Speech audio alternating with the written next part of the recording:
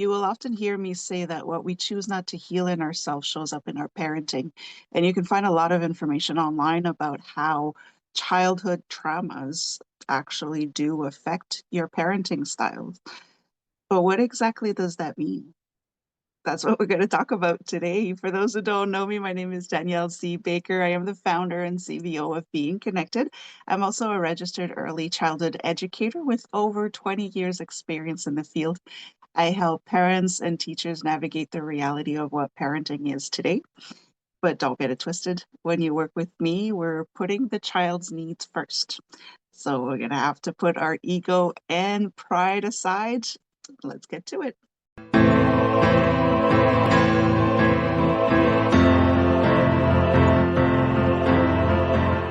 Hello and welcome to the Talk to Danielle podcast. I am your host, Danielle C. Baker.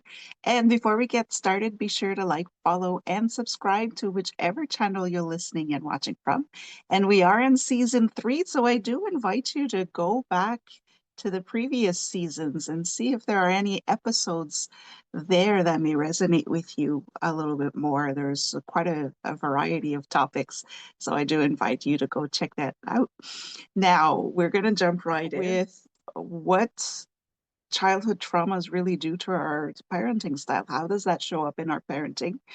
And why is it that generational patterns or generational trauma keeps going? Even though we're aware of it and we're talking about it, why does it doesn't end, right? This is the kind of work that I do. I work with families to break that pattern, to break the cycle so that our children can finally be free of that. And I will always say this needs to end with us. It doesn't have to keep going. So I'm going to walk you through really deep what that looks like. It's not just about how you discipline your children because of the way you were disciplined, or how you talk to your children or educate your children because of the way you were talked to and educated. It goes much deeper than that. And once you understand how deep it goes, you'll get to understand what was really happening with your parents when they were treating you the way that they did, and a different view of your grandparents as well. When we grow up, we just naturally believe that adults are perfect. They can't do any wrong. So when they hurt us, when they don't support us, when they don't provide the needs that we actually need, we cannot make the association that maybe they're the ones messing up, right? They're perfect. So we throw that on us. As we're little, we'll think that there's something wrong with us and that we're bad and that we're not worthy because we're making the adults upset. We don't actually think about what the mess that they're going through. And that goes into as we grow older, we don't even see it. We're just always finding excuses to explain how our parents behaved without really going deep into it. So if you ever have those conversations with your parents, and if they're open to it, you'll start to understand that your parents were just trying to figure it out, just like we are trying to figure it out. So the real way that our childhood traumas show up in our parenting will look like or feel like when we're feeling out of control with our emotions and reactions. If you've ever lost it with your children, and as you're screaming, as you're whatever it is, whatever kind of reaction that you're having, you're telling yourself, you're speaking to yourself, going, what's wrong with me? Like, why am I like this right now? Even if you've lost controls to the point where you don't even notice it while you're doing it. But when you're done, you're kicking yourself for the way that you reacted. That is one way that our trauma will show up, is when we lose control of our emotions and our reactions according to whatever behavior our child had. The yelling, shaming, threatening, punishing our children, that is pure trauma response. So when you were thinking, oh no, I'm raising a solid human being, they need to learn, yes, but not through that. So this is where gentle parenting gets a bad rap. But you just do understand that if your form of disciplining, if your parenting style involves yelling, shaming, threatening, punishing your child, That's not parenting. That's trauma response. You're dumping your wounds on your child. Being the perfect parent, the super mom. We win medals for that now. We win awards for that now. But that is trauma response, and that is actually a form of abuse. When we put ourselves through that, we had to be the perfect child. So now we need to be the perfect parent, and our children now need to become the perfect children. So trying to be the perfect parent, trying to keep up with the Joneses, trying to be the super mom or the super dad. Again, that is all on you. Those are your wounds that you're passing down to your children like an inheritance. Numbing out with wine or other substances, with Netflix, doom scrolling, all of that disassociation again. We've made this a socially acceptable behavior to say, oh, these kids, you're drinking your wine, or I need a break. I need to numb myself with Netflix, or just to get away from it. This is again a response to your childhood trauma, and it's affecting your children. If you're feeling constantly exhausted or unmotivated, now this is every parent goes through that, but it goes beyond this. It goes beyond the sleep deprivation. It goes beyond, we just had a really tough day today and I'm just tired. This is a continuous, always exhausted, even when you're going through a really good patch, but you just can't seem to get out of it. That is a huge sign that you need to look at yourself to see where you need to heal. Overprotecting your child is another thing. Sometimes it's not just transferring whatever we've gone through as a child, transferring it over to our children. Sometimes it's the opposite. Because we went through what we went through as children, we're now overprotecting our children because we've made ourselves that subconscious promise that our children will never go through what we've gone through. And by doing that, we're actually harming our children because now we're preventing them from developing properly. And or we just don't want them to grow up, so we create situations where we make them believe that they will always need us. They don't need us, we need them. So again, this is where those generational traumas, generational patterns happen. When your parents were sliding in those little comments that, nobody will ever love you like I do, or nobody can protect you like I can. Those kind of things, they were actually trying to reassure themselves, but they passed that trauma down to you now. So these are the things that you have to look at. Now, how do you explain that? How does that happen? Because it happens so quickly when we react to our children's behaviors or react to how people act around our children or even the way we feel about our children sometimes. This is where the science kind of falls into it. It's everything that happens to us as children gets stored in our nervous system. It actually has an impact on our brain. And I'm not going to go into that because there's a lot of information on that. But if you know about PTSD or complex PTSD, you will know that it does affect the brain. So we are traumatized at a cellular level, an electrical level in our bodies. So it will come up. And a lot of people say, well, time will heal. You've gone through some rough patches as a child, but it really doesn't. Unfortunately, that is false. Time will not heal. You cannot bury your head in the sand on that one because it's part of your nervous system.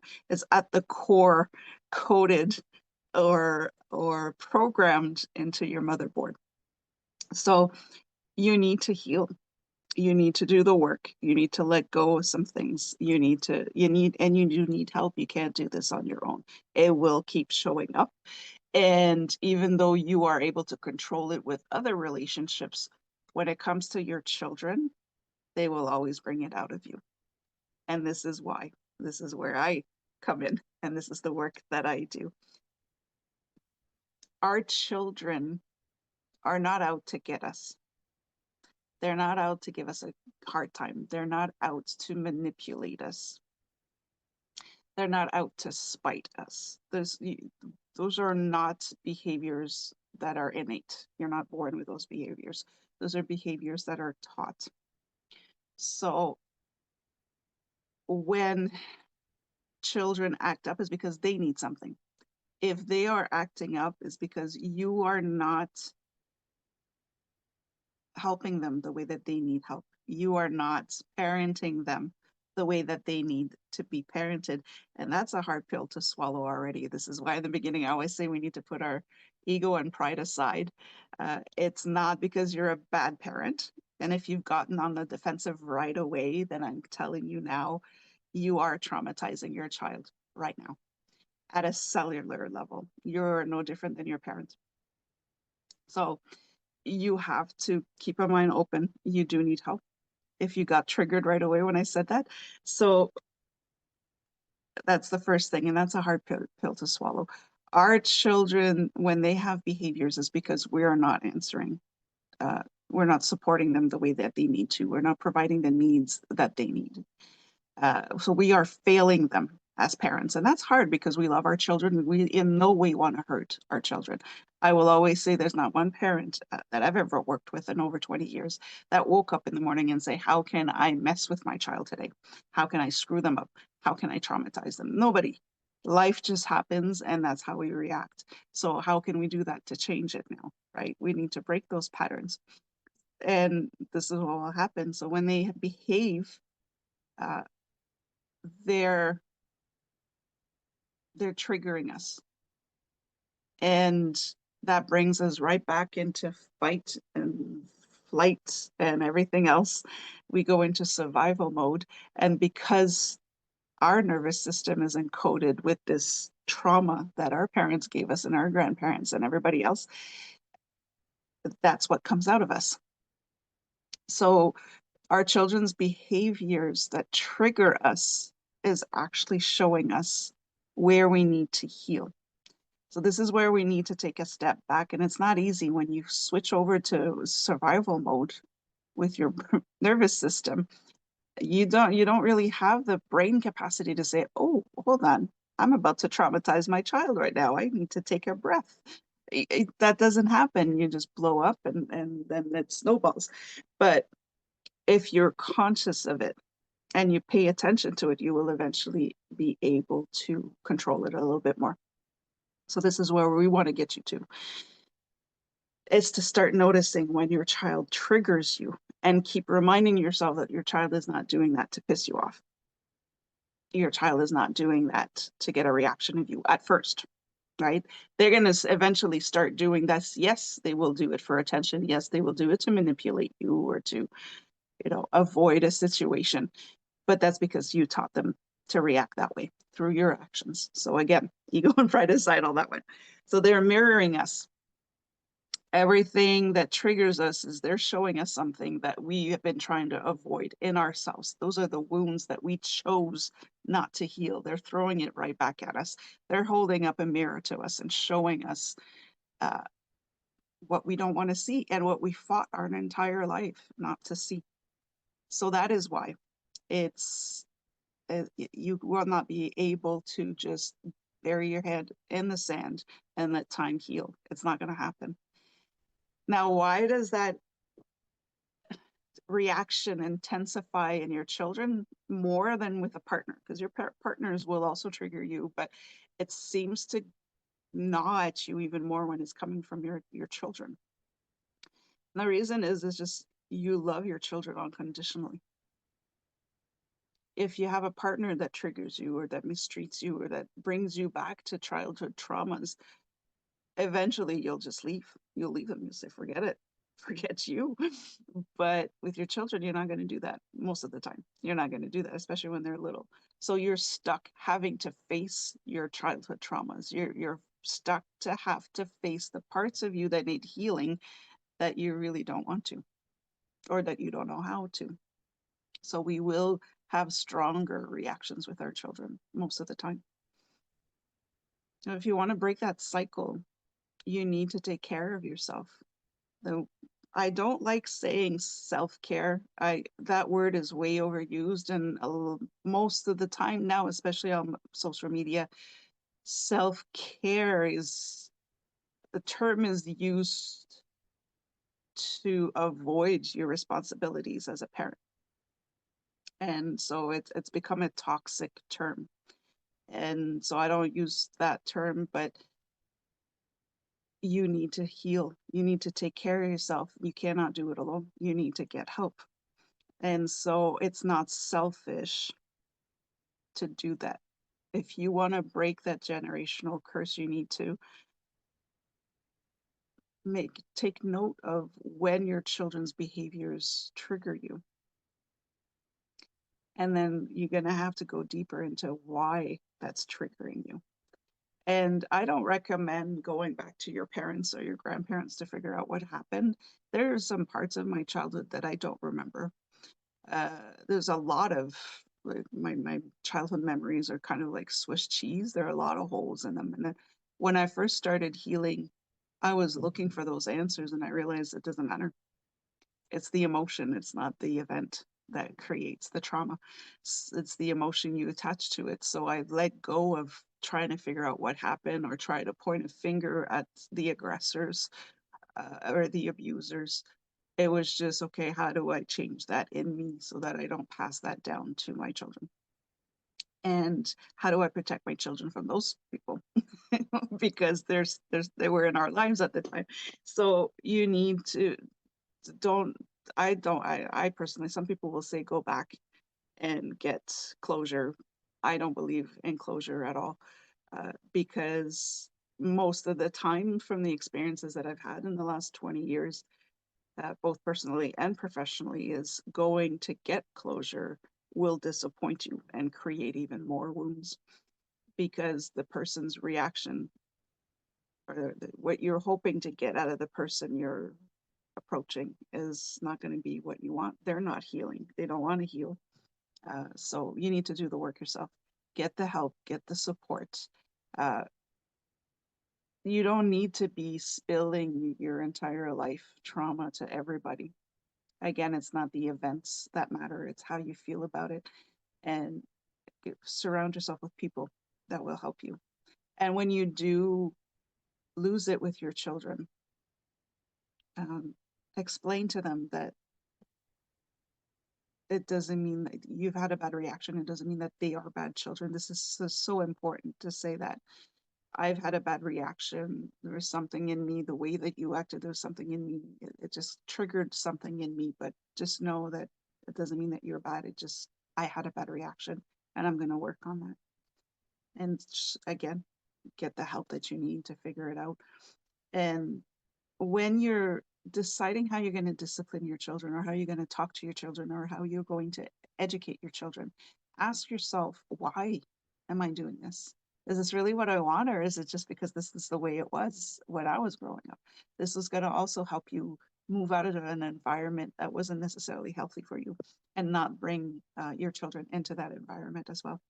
So do take care of yourself. If you don't take care of yourself first, you're just passing down your traumas to your children. You're giving it to them as a gift and believing that's not a gift you want to have. That's what your parents did to you. So you definitely don't want to pass that on. It needs to end with us. And love your child for who they are, not what you expected them to be, not who you want them to be, but who they actually are. Your traumas are coming down from your parents or grandparents or even your community who expected you to be a certain way. And if you didn't show up like that, they would tell you and make you feel bad about it. So why are you putting your children through that? Love them for who they are. They are showing you how to heal. That's not a bad thing. It's actually a gift. Our children are giving us the gift to heal so that we can become better parents for them and that we can give them an even safer environment, a more nurturing environment for them. So I'm going to keep this episode short. On forever with this topic, uh, just because it's the work that I do. And so if you do need more information, more resources, or contact information from people who can help you, uh, do reach out. I am a real person. I can help you find the right, or how to find the right people that will support you. There's also in my book, Bringing Up the World, I spent a lot of time when writing this book to focus on finding your support system, yours. And this starts from chapter 1.